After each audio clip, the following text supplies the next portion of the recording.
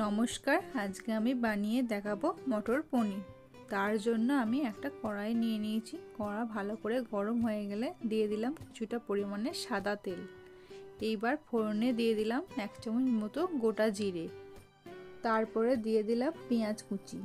এইবার পেঁয়াজটাকে আমি একটু ভালো করে ভেজে নিচ্ছি। পেঁয়াজ এখন নরম হয়ে গেছে। এইবারে দিয়ে দিলাম কাশ্মীরি লঙ্কার গুঁড়ো, একটু ভেজে নেব। তারপরে দিয়ে দেব টমেটোর পেস্ট। আমি একটা মিডিয়াম সাইজের টমেটো পেস্ট করে নিয়েছি।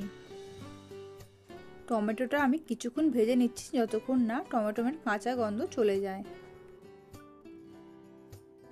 এখন টমেটোটা ভালো করে ভাজা হয়ে গেছে। এইবার দিয়ে দেব 1 চামচ মতো আদা রসুনের পেস্ট।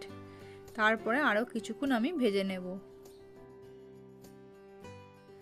আদা রসুনের কাঁচা গন্ধ চলে যাওয়ার পর দিয়ে দিলাম 1 চামচ মতো হলুদের গুঁড়ো, একটু জিরের গুঁড়ো, একটু ধনের গুঁড়ো। এইবার সমস্ত মশলাটা ভালো করে কষিয়ে নিচ্ছি।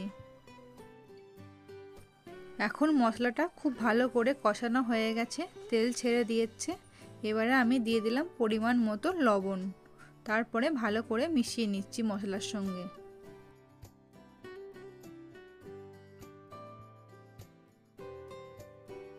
এখন মশলা কষানো কমপ্লিট। এইবারে আমি ফ্রেশ মটরশুঁটি ছাড়িয়ে রেখেছিলাম, সেই মটরশুঁটিগুলো দিয়ে দিলাম। এখন মশলার সঙ্গে মটরশুঁটিগুলো বেশ কিছুক্ষণ কষিয়ে নিচ্ছি। এখন মটরশুঁটি কষানো কমপ্লিট হয়ে গেছে। এইবারে আমি কেটে রেখেছিলাম পনির, সেই পনিরগুলো আমি দিয়ে দিলাম। এখন আমি পনিরগুলো মিশিয়ে নিচ্ছি। তারপর দিয়ে দিলাম ঈষৎ উষ্ণ গরম জল।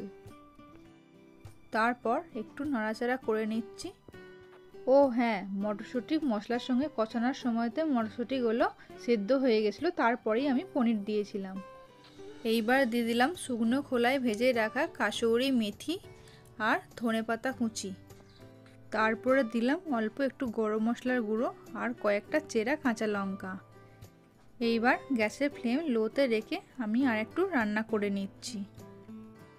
তারপর নামানোর আগে 2 চামচ আমি ফেস ক্রিম দিয়ে নাড়াচাড়া করে নামিয়ে পরিবেশন করব। এরকম করে মটর পনির একবার বানিয়ে খেয়ে দেখুন, আশা করি আপনাদের ভালো লাগবে। আমার রেসিপি যদি ভালো লাগে লাইক, শেয়ার, সাবস্ক্রাইব করে পাশে থাকা বেল আইকন অন করে দেবেন। যখন আমি নতুন ভিডিও আপলোড করব সবার প্রথমে ভিডিও আপনাদের কাছে পৌঁছে যাবে। এইবার আমি ওপর থেকে 1 চামচ ফেস ক্রিম দিয়ে নিচ্ছি, যাতে একটু দেখতে সুন্দর লাগে। আজকের মতো এইটুকুই। নেক্সট রেসিপি নিয়ে আমি আবার হাজির হব।